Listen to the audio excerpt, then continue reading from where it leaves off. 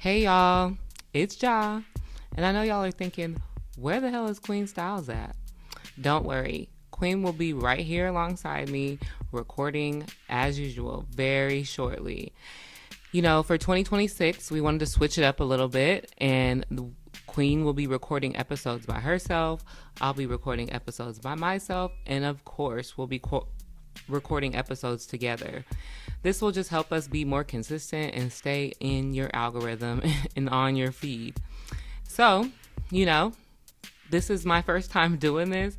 I'm a little bit nervous, but stick with me and as we try new things and journey out into a new version of podcasting. We're trying to do this video thing, and it's hard to get in front of the camera and talk to yourself, but we're doing it. So let's jump into things. Me and Queen in our last season, we talked a lot about how we were working our day jobs together. And that has changed. And that's another reason why we're trying this new format of recording. I have a different job now. She's still at the old gig. And, she's still doing amazing work. And I'm just doing something a little different. So we are going to switch things up. And I miss my girl. So, but all is well. And let's jump into the show. So my listen of the week is going to be Summer Walker featuring Glorilla, Sexy Red, and Mona Leo. And it's called Baller. I need a baller, shot caller. It's off of Summer's latest project, Finally Over It. And if you haven't heard it, check it out. And if you have heard it, give it another spin, because you might have not enjoyed it on first listen, or you might have just breezed past it when you were checking out the whole album. But it's so fun. I think it's gonna be a great little summer bop once it warms up outside. So yeah, that's gonna be my listen of the week. So, I wanted to do a brief 2025 recap, and we'll definitely have an episode with me and Queen where we jump into this and do this more in-depthly, but there's a few things that I just wanted to call out and address myself and give my brief little opinion on. So let's start with some of my faves. Megan Thee Stallion has officially anchored herself as a brand magnet. She's working with everybody: Coach, AT&T, Airbnb, Popeyes, Dunkin' Donuts, Hot Girl Swimwear, which was her own line, and her tequila Chicas Divertidas. Her tequila, which we've talked about previously on the episode. It's still not available here in Washington, but as soon as it is, I'm jumping on trying a bottle. And then in 2026, she's done the Westminster Dog Show. She's did Olympic coverage in Milan, and now currently, as we're recording, she is doing Milan Fashion Week. So let's give a round of applause for our girl Megan Thee Stallion for collecting them checks and bringing in a bag. She actually just announced today, as of recording, that she's gonna be doing a role on Broadway. Talk about a girl that can collect a check. So shout out to Meg. I hope she keeps winning. You guys know how much I love her, and I just love to see her bounce back and to show everybody how great she is after the rough 3 or 4 years she had. And then Cardi definitely didn't disappoint. And all my predictions I made last year came true. We got an album and the mess and the drama. And I Am the Drama debuted at #1, and the Little Miss Drama Tour is currently happening. She actually just came to Seattle last Sunday. I didn't make it out, but I've been loving all of the videos that I've been seeing. And, I love it. I love to see her, bouncing back from a tumultuous relationship and a season of no albums. It's been 7 years since Cardi put a project out, so she deserves all the fruits of her labor currently, and she's really busting her ass to make sure we remember that she's still relevant and she can still drop a hit. Mona Leo dropped Who Did the Body last fall, and I really, really loved that project. It was a Southern Gothic style album inspired by her time pursuing a career in mortuary sciences, which, the only reason why she didn't follow through with that is because she started rapping. Her song took off. Beating Down Your Block, I think, went viral, and so it was over after that. I really love the album. It really touched on a lot of different elements of Black American pride with Sexy Solon, and the perils of drunk driving, and then also the homeless crisis, and reminding us to treat everybody with humanity and dignity. So, if you are someone that is looking for an album and a project with a little bit more substance, or just, people always complain about girl raps, and they say, oh, the pussy raps, it doesn't, like, sometimes I don't want to hear that. Sometimes I want to hear something with a message. Mona Leo, she delivered with this amazing project. So if you haven't listened, check it out. And then we also seen her last summer marry her husband, Stunafo Vegas, in the beautifully pink ceremony that they had. She had a beautiful custom wedding dress designed by African designer, I think it's Olokuno, who makes amazing dresses, and everything was pink. The flowers were pink, the decor was pink, the men and the groomsmen wore pink, her groom and the groomsmen wore pink. So I really loved that moment. And they both seemed so genuinely happy to be like making that commitment to each other on a deeper level. And she really took us along with the planning process and the execution of that, and she shared that with her fans, so I really appreciated that. Teyana Taylor slayed in 2025. She dropped her fourth album, The Escape Room, and it had a much more like pop dance vibe to it that I wasn't necessarily expecting, but it was dope. Like, I loved it. You could really tell that she was putting her heart in the tracks and getting some things off of her chest, and she's continued to really do her thing in 2026 as well, already winning a Golden Globe for one battle after another, and she just covered Times Magazine Women of the Year issue. So shout out to Teyana Taylor. We've been along for the ride for a while. Y'all remember her on Super Sweet 16? Yeah, that's for my millennials, like when we used to watch cable. So yeah, and she really killed it at the Met Gala last year. I'm really excited to see what she does. The Met is right around the corner coming up, and she really just embodied everything about Black dandyism. And we talked about that on one of our episodes last year, but I really just wanted to give her a shout out for that too. And we've also seen her in the Netflix thriller Straw, and Hulu's All's Fair, that big hit with Kim Kardashian, Niecy Nash, Glenn Close, everybody is in that. And I'm just glad to be seeing her winning. So, some of the girlies that are new on the scene or just new to me, I want to shout out are Pluto, Maya the Don, YK, Bunna B and YK Niece, Samara Sin, Trim, C China, Little Sims, Anicia, Flippa T, and honestly, there's just way too many to name. That is the most exciting part about watching this landscape explode with new artists. Female hip hop isn't going anywhere anytime soon, and for somebody that has been a fan of hip hop since I was literally a kid, since I was able to remember walk, it's so cool to see how many female artists are on the scene, because they used to come around once in a blue moon. You would get a star and they had to really be able to rap, and they had to really be able to hold it with the men. And so there's so many different artists out right now, and we're really blessed to be able to experience that. And it also really goes to show how the industry is growing and how doors are opening up for all types of artists to come through it. So let's get into our main topic. The reason why I wanted to get this show out is I really didn't feel right doing a show with letting Black History Month go by without doing a show, especially in this current climate that we're dealing with. It's important that we big up all our ancestors and recognize them for all of the doors that they've opened for us too. So if you are a regular listener of the show, you will be familiar with our history of women in hip hop episode we did back in 2021. I think that was season 3.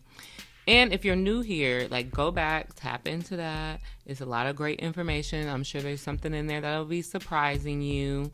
But for this year and this month, I wanted to talk about women, you know, some known, some unknown, that really tapped like genre. They were genre defining women. They opened the doors for a lot of our sounds, our big stars that we know and love today. And you know, I just feel like we gotta give them out. We gotta shout them out. We gotta put some line on their light, some light on their life. And I'm also just a really big believer that, you know, we die twice. Once when our physical body dies, and second time when people stop saying our name. So that's really important to me, that we keep these names alive and we talk about their accomplishments and we talk about all the amazing things that they did, because they deserve it.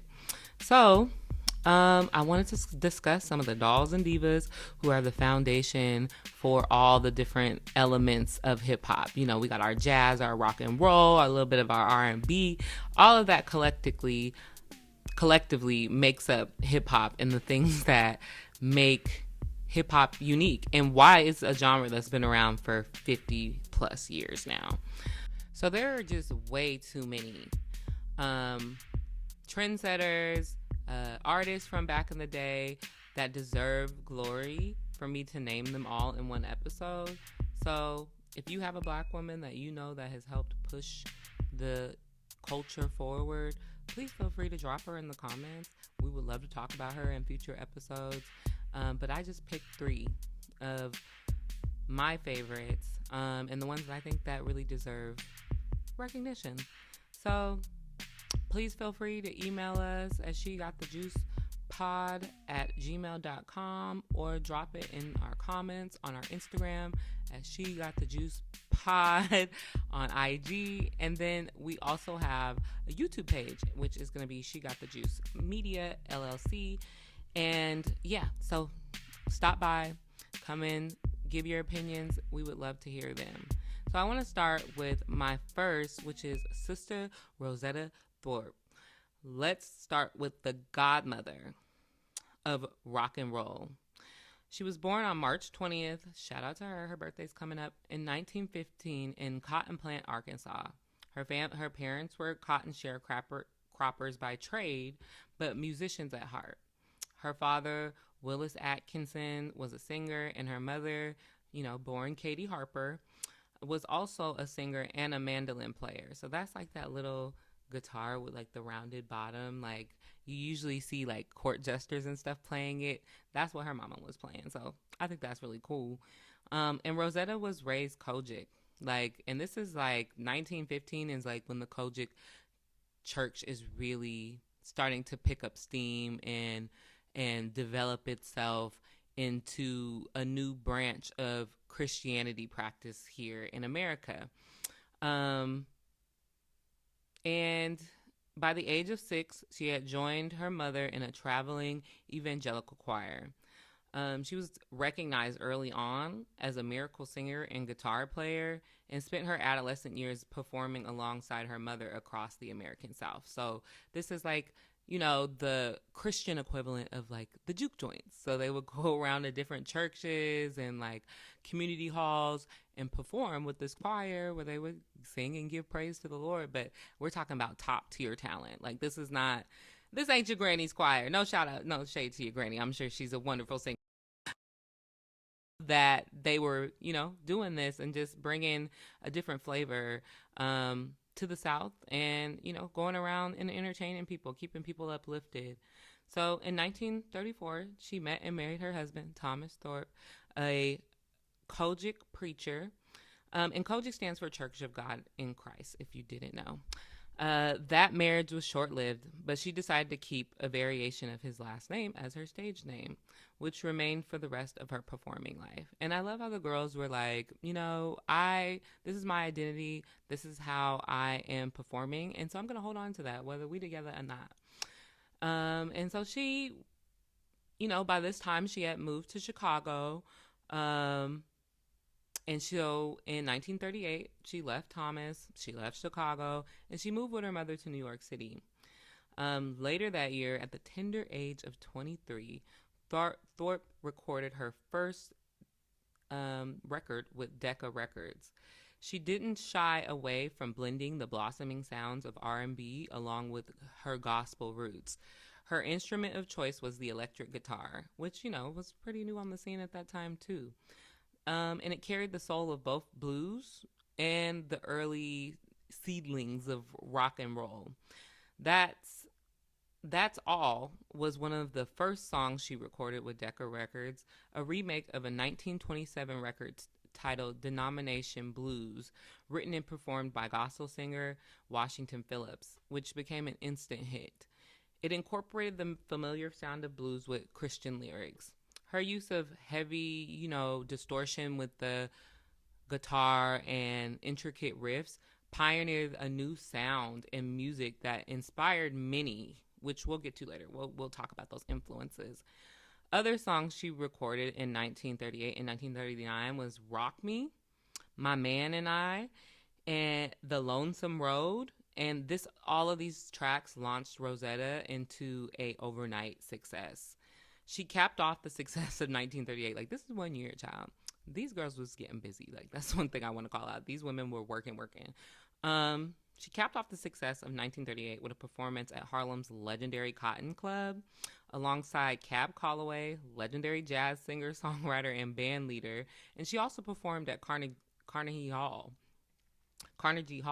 which launched her into superstardom. Sister Thorpe spent the 1940s performing alongside Black American bandleader and singer Lucky Malindi, and she traveled the U.S. performing in Lucky Swing Band. At this time, she's like making music, she's doing all types of cool stuff with her budding career, but her community really didn't embrace that. The Kojic community is very conservative, and they didn't really like that she was blending the secular and the spiritual. But Rosetta considered herself a light bearer who was bringing her light, into the darkness of these jazz and nightclub scenes. So at the time, a lot of people didn't embrace jazz. A lot of people seen it as like seedy and underground and sketchy. So she was like, hey, I'm going to be where the fly people is at, regardless of how people think, and I'm going to make amazing music. She was an amazing guitarist, which at this point was mostly seen as a masculine instrument, like men only. It was like primarily men that played the electric guitar. So she was often complimented by being told she could play like a man. She participated and won many guitar battles at the Apollo Theater. Like, this girl was killing it. During World War II, she was one of the only of two gospel singers able to record a V-Disc for troops overseas. V-Disc was a record label formed for the exclusive purpose of providing records for U.S. military personnel. In 1944, she recorded Strange Things Happen Every Day with Sammy Price, who is a jazz and boogie woogie, which is a particular type of blues, like a more up-tempo, fun type of blues, and jump blues. And he also did jump blues he was a pianist. Sorry. So first song to appear, this was the first song to appear in a Billboard magazine named Harlem Hit Parade. And this record has been credited as being the first rock and roll record. In 1952, while marrying her third husband, love him and leave him if they ain't treating you right, girl, Thorpe attracted 25,000 paying customers to her wedding. Like, come on, talk about a boss. Like, if y'all want to come see me get married, y'all gonna pay for that. But, like, that's a crazy crowd. Like, you get married and 25,000 people show up, like, especially in that day and age, that's incredible. No social media, just radio, no television for real, like, killing it. So later that year, she is recorded to believe what is believed to be the first interracial duet with an artist called Red Foley, an early contributor to the country music as it is known today. So, when white people started making country. By 1964, she was touring Europe as part of a gospel and blues troupe alongside legends like Muddy Waters, Reverend Gary Davis, Ransom Knowlings, and Brownie McGee, and much more. An iconic performance happened at an abandoned railway station in Wilbraham Road, which I think is in Britain. And it influenced acts around the world. Like, they shot on one side of the platform, like on one side of the tracks, and then people stood on the other side of the tracks on a different platform and watched the performance. And like a this was a performance where it was like a melody, whereas a lot of different artists were coming and like doing their sounds, and they would kind of blend into each other's songs and stuff like that. Like, super dope. So like this went, you know, their version of viral back then, and it went on to, you know, influence Elvis Presley, Johnny Cash, Little Richard, Tina Turner, Howlin' Wolf, Chuck Berry, and like many more acts. Like, this girl is a legend. She's your legend's legend. Okay. So she completely altered the sound of music in America, you know, and like she's lived a, you know, she lived a good life of playing music and doing what she loved. She had a stroke in 1970, and that prevented Sister Rosetta from performing live, and she later passed in 1973 from complications of diabetes and another stroke in Philadelphia. She was only 58 years old. Her contributions laid the foundation of the foundation of the foundation of hip hop, and much of her influence can still be heard today. In 2018, Sister Rosetta Tharpe was inducted into the Rock and Roll Hall of Fame by Brittany Howard, who is the lead vocalist for Alabama Shakes, a blues-inspired rock band that continues Rosetta's legacy today. So, our next Dawn Diva, like, let me pause. Isn't Sister Tharpe, like, isn't she amazing? Like, being able to do these type of things and access these spaces and capture audiences across the globe in such a tumultuous time of this country, like, I think that's so dope. Like, you know, and we should be talking about her more, especially if she inspired all y'all faves. So, our next legend is Laverne Baker, who is a R&B pioneer. And she just like very early started to play with those sounds and bring more of a smooth, like rhythmic feel to the music. She was born in Chicago, you know, shout out to Chi-Town, as Dolores Evans in 1929, and Baker began singing in Chicago clubs in 1946 at the young age of 17 under the moniker Little Miss Sharecropper. 3 years later, in 1949, she recorded her first record, which led to a recording deal with National Records in 1951, which later went out of business. So my girl had to go find another deal. She later signed with OK Records under the name Bea Baker, and later changed to Dolores Baker, and then finally was billed as Laverne Baker when she was performing with jazz pianist and band leader Todd Rhodes. Baker signed with Atlantic Records as a solo act, and her first release was titled Soul on Fire. Her first hit came with a Latin tempo-inspired track called Tweedledee. It reached number 4 on the R&B charts and number 14 on the national pop charts. The record went on to sell over 1 million copies. Like, so... Unfortunately, a white singer named Georgia Gibbs recorded a word-for-word, note-for-note cover, which would eclipse Baker's success and reach number 1 on the music charts. Baker attempted to sue Gibbs for $250,000, which I think is like the equivalent of like a couple million nowadays, and lost. She petitioned Congress to consider these types of covers a copyright violation, and her request spurred Charles Diggs, the first African American elected to Congress from Michigan, to lead a congressional investigation into song theft.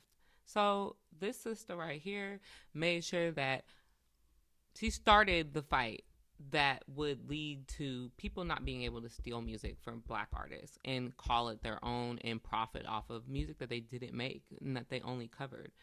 And so, you know, like, of course a Black woman gave us like greater copyright protections. In 1955, Laverne Baker was the second most played female artist in the United States after Etta James. And she had many hits on the R&B charts over the next couple of years with her group The Gliders. By 1958, she was one of the best-selling artists for Atlantic and was on a short list of artists who never sold under 50,000 copies. Like, my girl was putting them numbers up. Her ability to top both the pop and R&B charts credited her with being a core factor in the crossover success of R&B. By 1961, she had 3 singles that sold over 1 million copies: Jim Dandy, Tweedledee, and I Cried a Tear. She crossed over to TV and film, working with Ed Sullivan and Alan Freed.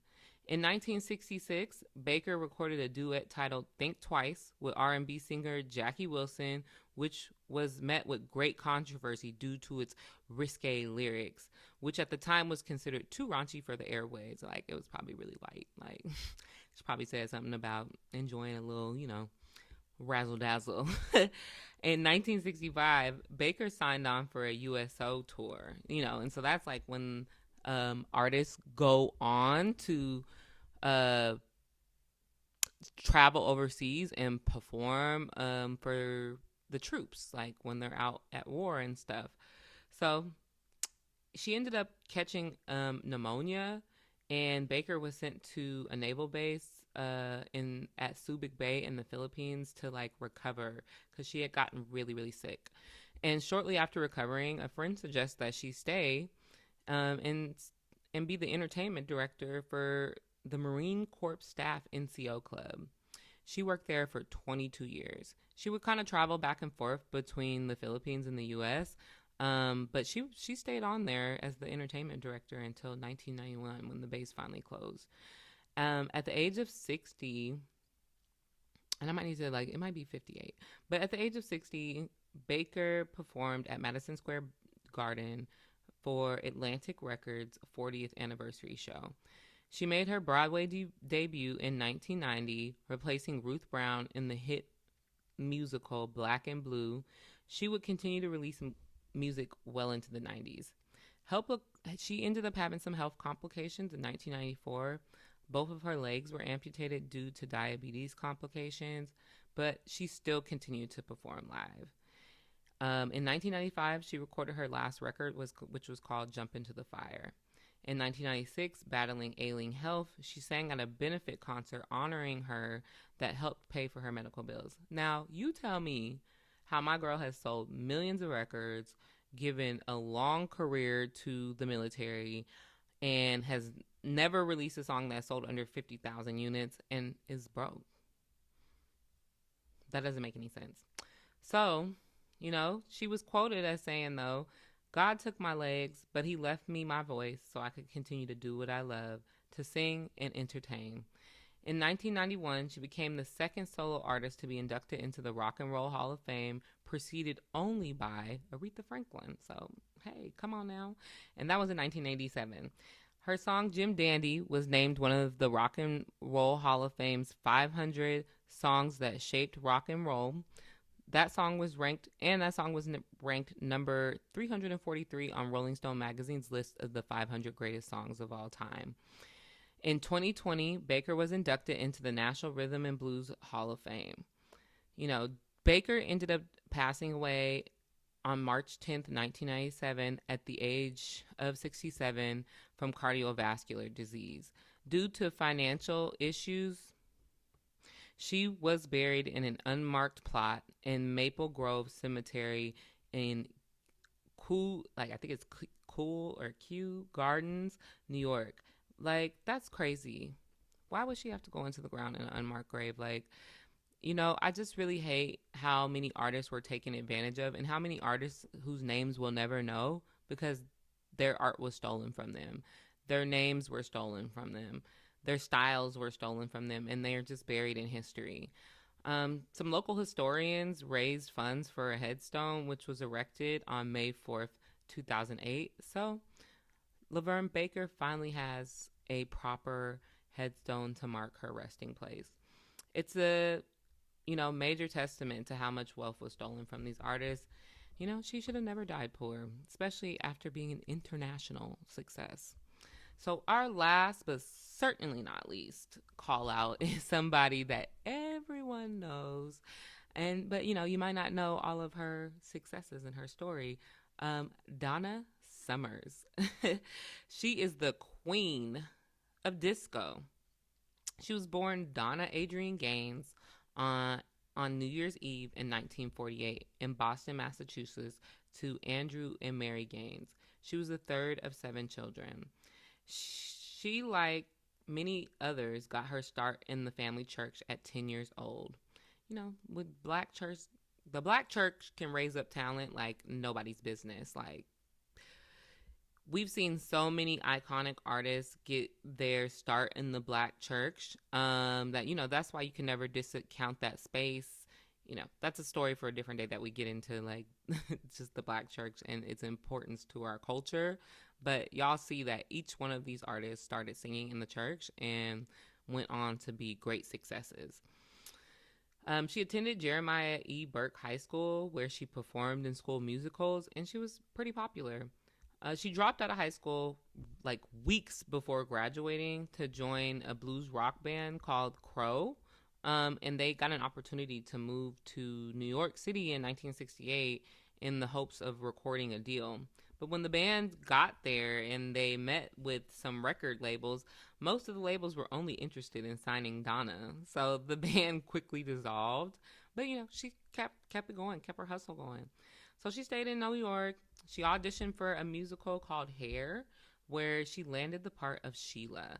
She traveled to Germany to perform in the Munich production of the show. She became fluent in German and performed various songs in the language, later moving to Vienna, Austria, and joined the opera house, Vienna Volksbühne. Like, okay, girl, come on, multi-talented, multifaceted queen. In the same year, 1968. Now, I want y'all to pay attention to the years that I say about Donna Summers, because my girl got busy. Like, you're going to hear more in a second. But when I tell you, put that work in, crazy.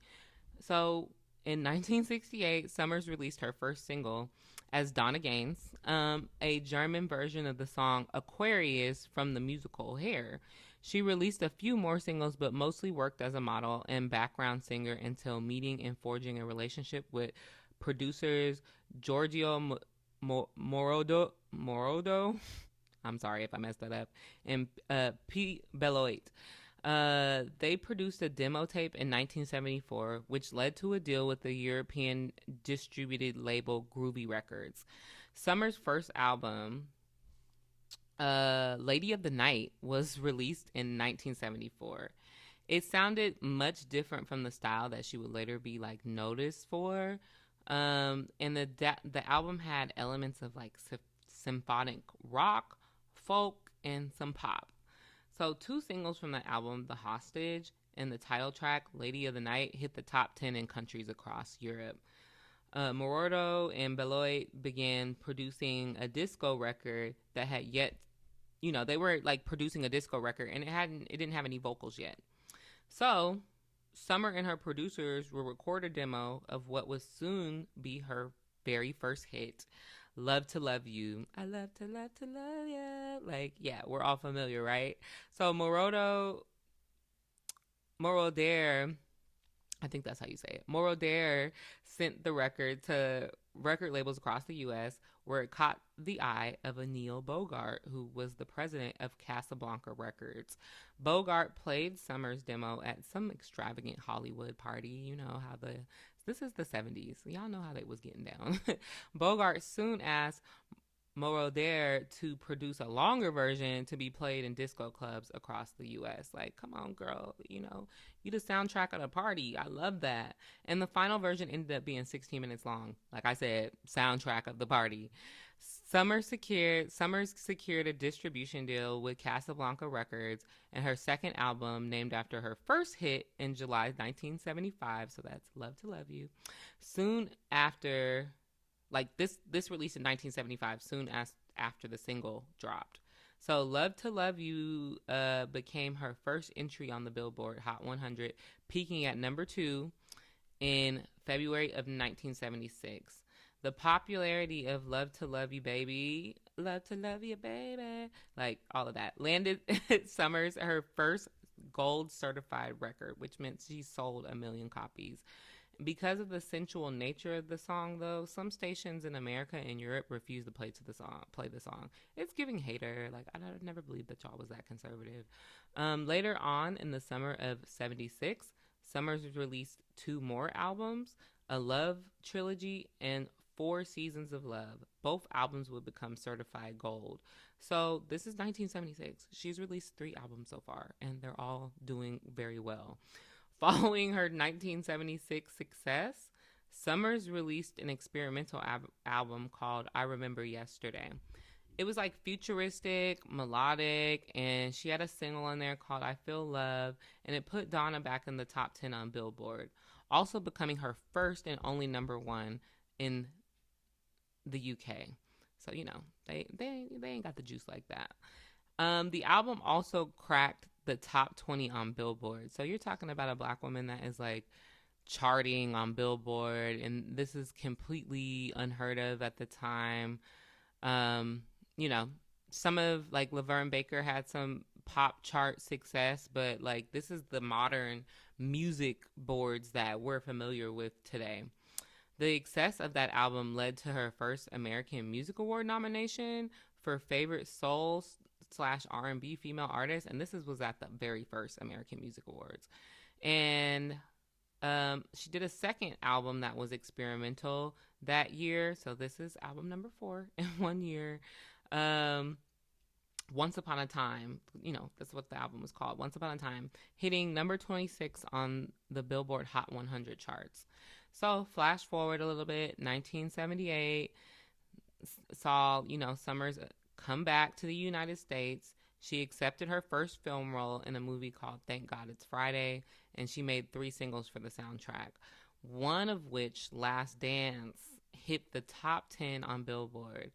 Last Dance landed her first Grammy Award for Best Female Vocal Performance, and her producers won both an Academy Award and a Golden Globe for his composition. Donna Summers' first number 1 single for her version of Jimmy Webb's ballad MacArthur Park. So she did like a cover, and that was her first number 1. And on the same day that she released that single, she did her first live album. It's called Live and More, becoming her first number 1 album on Billboard's Hot 200. The album also became her first platinum selling record, which I think at the time was like 10 million. Like if you sold 10 million records, then you were platinum. And on January 12th of 1979, Summers won 3 AMAs, American Music Awards, in the disco category. So it's 1979. She's been a hit, a success for 3 years. Baby, she's on her 7th album. Talk about grit. Talk about hustle. Talk about loving the art. And it was called Bad Girls. And this one took on a punk rock, heavy metal vibe, because at the time, like, disco was kind of falling out of popularity, and like, you know, the record label was kind of doubting if she could cross over. And this granted her her second number 1 album, and it's a single called Hot Stuff. This was Bad Girls was her next breakout single, and Summers made history as the first female artist of the rock era to have 2 songs in the top 5. Come on, girl. The album would go on to be certified double platinum, millions and millions of records, and at the time she was the most successful female artist in history until Tina Turner came and claimed the title with Private Dancer. In August of 1979, Summers released her first solo composition of her career, called Dim All the Lights. She recently recorded a song with Barbra Streisand, No More Tears, around the same time, and Casablanca Records released both of the songs at the same time. Like,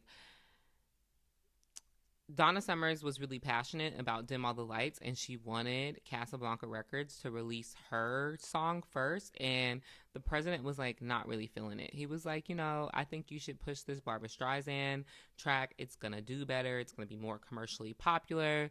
But she was an artist. She was trying to get her sound out there and let people know what she could do. So both songs ended up peaking at the Hot 100, with No More Tears, the song that she did with Barbra Streisand, peaking at number one, and Dim All the Lights at number two. In 1980, Summers collected 3 more AMAs, including Favorite Pop / Rock Female Artist. So my girl has won disco awards. She's been nominated for an R&B award, and now she's winning awards for pop and rock music. Like, this is a genre gliding diva. She can do whatever she puts her mind to. Reminds me of another fave. So she won a Grammy for Best Female Rock Vocal Performance for Hot Stuff and was nominated for Album of the Year.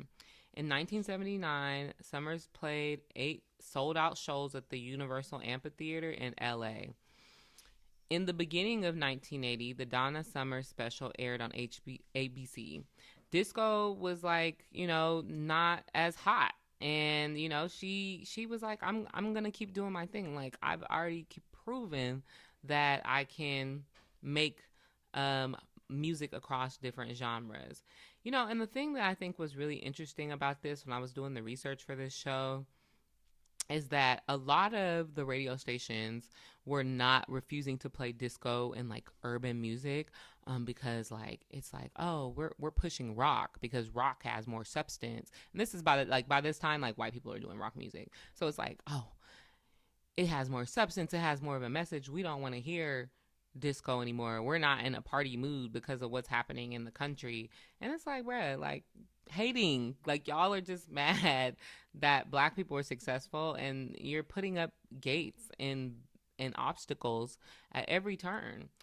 So, under a new label who wanted Summers to appeal to more black audiences, she produced a self-titled album with the legendary producer Quincy Jones, which peaked in the top 20. Donna owed her former label one more album, and in 1983 she released She Works Hard for the Money. She works hard for the money. Like, yeah. And the title track put her back in the top 5 and was her second number 1 on the Black Singles charts. The video was one of the first times that a black female artist had a video in heavy rotation on MTV. Like, for the kids who don't know, like, MTV was not playing black artists, especially in the 80s. By the 90s, we would see a lot more of that. But even in the early 90s, like, you didn't see a lot of black artists on MTV. So she was one of the first black female artists to have her video in regular, heavy rotation. She was later nominated at the inaugural MTV Video Awards for Best Female Video. In 1992, Summers received a star on the Hollywood Walk of Fame. Her career continued to flourish until her passing in 2012 at the age of 63, and she died from lung cancer. Donna's career was so accomplished, it would have taken us like another hour to like go through everything that she's been able to do. Like, she was a part of the VH1 like Divas series. She like went on to do theater on Broadway. She was a powerhouse. And, I feel like her image and like her music and like her legacy have been re-emerging in recent years. So I hope that people are really able to dig into everything that she's done and really recognize her for the creative genius that she was.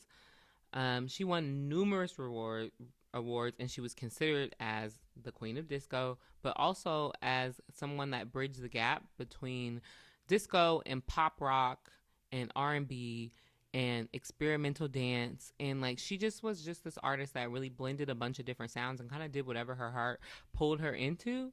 And so, she's been able to touch a bunch of audiences because of that creativity. And, so don't box my girl in. Whew. Okay, so we discussed some amazing women and artists today, and it's only right to close out Black History Month with this appreciation of all of, with some amazing women that have done some amazing things. And as we continue into 2026, expect more interviews, music reviews. I'm hoping to get some merch out this year. And like I said earlier in the show, you can find us on Instagram, She Got the Juice Pod, and you can find us on. You can email us at shegotthejuicepod@gmail.com, and we are YouTube as She Got the Juice Media. Because I think we're gonna expand the brand a little bit. So subscribe, like. If you enjoyed the show, please tell me. If there's things that you want to see me do better, please tell me. And this was my first video solo episode, so don't be trying to get too hard on your girl. I'm trying, I got my notes here. I'm trying to make sure I'm looking into the camera. So I think I did pretty good today. And I was a little tongue tied, but that's okay. And next time y'all see me, I should be with Queen, and we'll be recording an episode together, and we'll probably go a little bit deeper into our 2025 faves and talk about some of the things that we're looking forward to this year in terms of artists and their music and all of that. But yeah, you'll see a return to our usual format of doing a little pop culture and then having a main topic. But I really am excited. I'm working on trying to get us a few interviews that I think would be really great for the show. So I appreciate y'all, tuning in today, hearing more about what I had to share. I hope y'all dig into some of these artists, check out some of the tracks that made them famous, and hit us up.